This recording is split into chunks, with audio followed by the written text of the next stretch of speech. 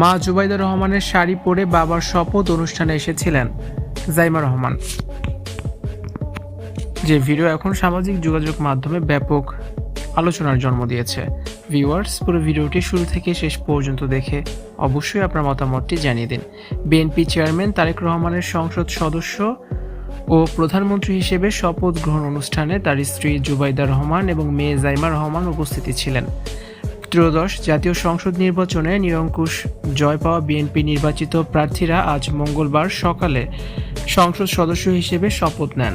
পরে বিকেলে জাতীয় সংসদ ভবনের দক্ষিণ প্লাজায় নতুন মন্ত্রিসভার সদস্যদের শপথ গ্রহণ অনুষ্ঠিত হয়। বিকেলে শপথ অনুষ্ঠানে তারেক রহমানের সঙ্গে উপস্থিত ছিলেন তার স্ত্রী ও কন্যা। এ সময় তাদের সঙ্গে ছিলেন প্রয়াত আরাফাত রহমান কোকুর স্ত্রী শর্মিলা রহমান। অনুষ্ঠানে জাইমা রহমানের পরনে ছিল নীল রঙের শাড়ি, যা দেখতে অনেকটা জামদানি সিল্কের মতো। মা জুবাইদা রহমানের শাড়ি পরেই বাবার শপথ অনুষ্ঠানে এসেছেন জাইমা রহমান। শাড়িটিতে ছিল ঈষৎ সোনালী রঙের জলছাপের নকশা।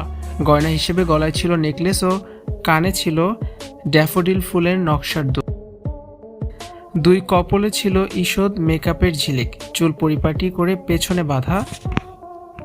সকাল ও বিকেলের দুই শপথ অনুষ্ঠানেই তাকে একই সাজে দেখা যায়, জানিয়ে সামাজিক যোগাযোগ মাধ্যমে ব্যাপক আলোচনা ও সমালোচনা হচ্ছে। এর আগে নির্বাচনের দিনও জাইমা রহমানকে ভিন্ন শাড়িতে দেখা গিয়েছিল। রাষ্ট্রীয় অনুষ্ঠানে জাইমা রহমানের বেশভূষা ইতিমধ্যে সামাজিক যোগাযোগ মাধ্যমে আলোচনার বিষয় হয়ে উঠেছে। অনেকেই বলছেন দাদি খালেদা জিয়ার মতো জাইমা রহমানও তার সাজ পোশাকে বৈচিত্র্য এনেছেন। ভিউয়ার্স, জাইমা রহমানের এই সাজ নিয়ে আপনাদের কি মন্তব্য? কমেন্টস করে জানাতে ভুলবেন না। আর ভিডিওটি শেয়ার করার অনুরোধ রইল। নিয়মিত ভিডিও দেখার জন্য অনুরোধ রইল।